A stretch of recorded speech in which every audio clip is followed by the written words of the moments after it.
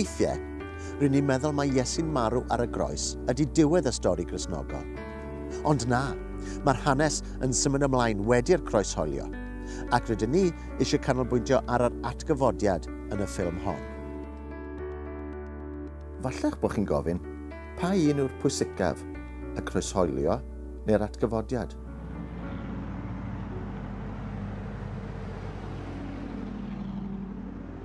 Mae llawer ohono ni wedi hedfan mewn awyren, ond pa adain oedd y pwysicaf? Yr un ar y chwith, neu'r un ar y dde? Wel, mae'r ddwy yn oll bwysig, dydyn. Ac wrth greu tecstilau o bob math, mae'r un gwerth i'r edau sy'n mynd i fyny ac i lawr, a'r edau sy'n rhedeg ar draws. Mae angen y ddau i greu'r patrwm perffaith. Mae croeshoeliad a marwolaeth Iesu a'i atgyfodiad yn ddwy ochr o'r un geiniog. Mae'r ddau yn hollol hanfodol a chanolog i'r ffydd Gristnogol.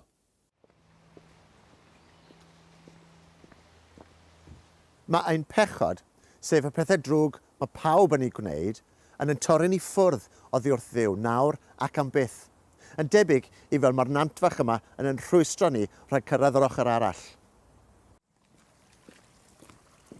Rydyn ni angen pont, a'n pont ni at Dduw ydy marwolaeth Iesu ar y groes, oherwydd heb hwnna does dim gobaith am fyddeiant a pherthynas iawn gyda Dduw.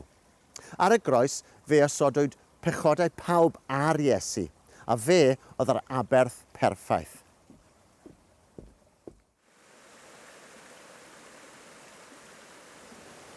Mae'r atgyfodiad yr un mor bwysig ar croeshoeliad. Mae'r atgyfodiad yn profi mae Iesu yw mab Duw ac yn addewid o fywyd newydd. Mwy o fywyd na sydd yn y rhaeadr yma hyd yn oed. Dyma addewid Iesu i bawb sy'n credu ynddo. Y fi yw'r atgyfodiad a'r bywyd. Bydd y sawl sy'n credu yn y fi yn byw ei fod yn marw. Roedd Iesu hefyd wedi dweud wrth ei ddisgyblion y byddai'n atgyfodi.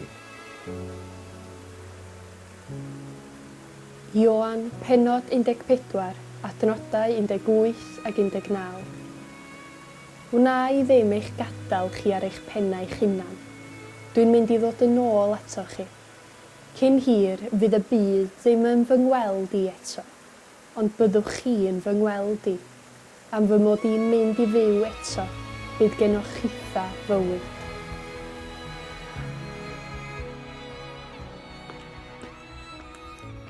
Pa wahaniaeth mae'r ffaith fod Iesu'n fyw yn gwneud? Rydyn ni am ddilyn hanes un dyn, sef Pedr, a gweld y gwahaniaeth nath yr atgyfodiad iddo fe yn bersonol.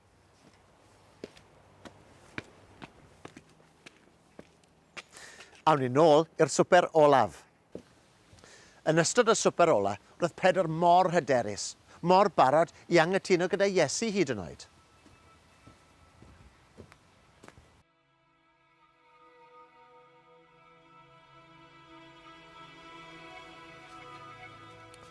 O'r swper, ath Iesu i weddio yn yr ardd, a gofyn i Pedr aros yn effro gyda fe. Beth ddigwyddodd? Matthew pennod 26, adnodau 40 a 41.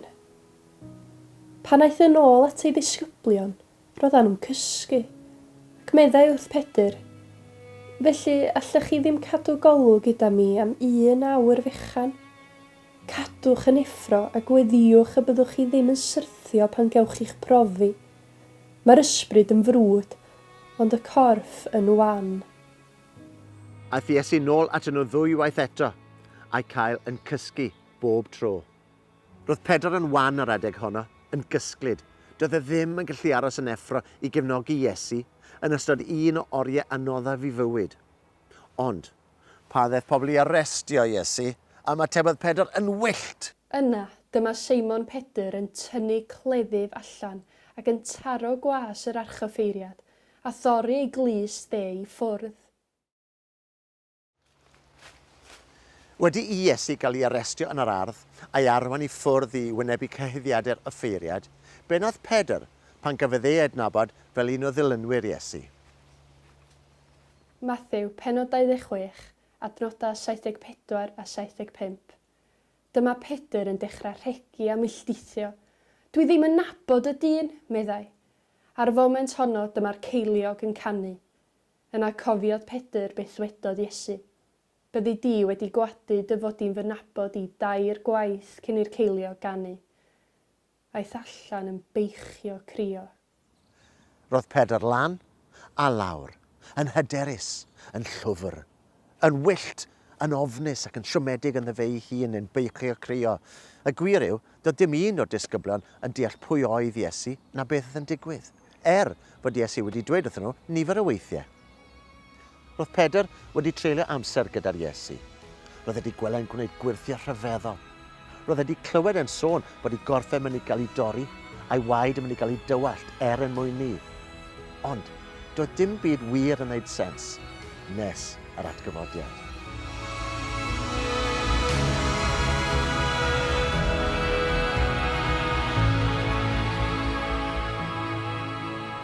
Ar ôl i'r merched weld y bedd gwag, fe dderbynion nhw neges gan yr angylion. Iddyn nhw fynd a dweud y newyddion da wrth y disgyblion, ac wrth Pedr yn benodol. Roedd ymateb Pedr yn nodweddiadol o'i gymeriad. Fe redodd at y bedd, plygodd i mewn i weld y bedd gwag ar wahân i strybedi o liain. Gadawodd y bedd, methu'n lan y deall beth oedd wedi digwydd. Roedd Pedr dal mewn dryswch. Beth oedd wedi digwydd? Pwy oedd yr Iesu yma, yr hwn a fi farw ar y groes?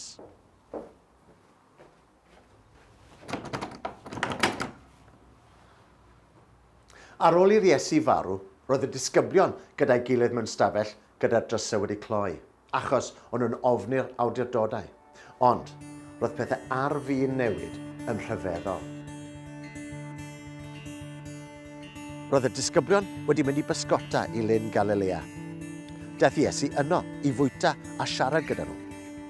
Siaradodd yn benodol gyda Pedr, a gofyn iddo 2 gwaith os oedd e'n ei garu.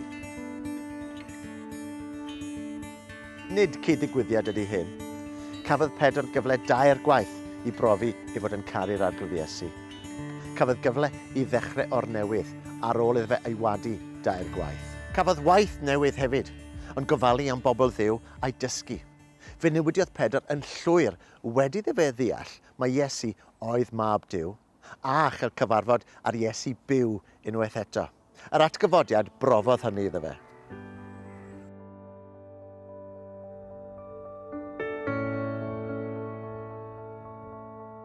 Mae'n hanfodol y bod ni'n deall pwysigrwydd yr atgyfodiad. Mae'n profi pwy yw Iesu. Mae'n dangos fod Duw wedi derbyn aberth Iesu ar yn rhan. Mae hefyd yn dangos bod gan Dduw y pŵer i'n codi ni ar ôl i ni farw. Mae'r ffaith fod Iesu wedi atgyfodi yn golygu bod unrhyw un sy'n credu ynddo fe yn mynd i gael ei atgyfodi i fywyd tragwyddol, sef bywyd am byth yn y nefoedd. Fe newidiodd bywyd Pedr yn llwyr ar ôl iddo fe ddeall fod Iesu yn fyw. Ac mae'n deall fod Iesu yn fyw yn parhau i newid bywydau heddiw. Gobeithio y gewch chi amser arbennig yn trafod gyda'ch gilydd. Hwyl fawr!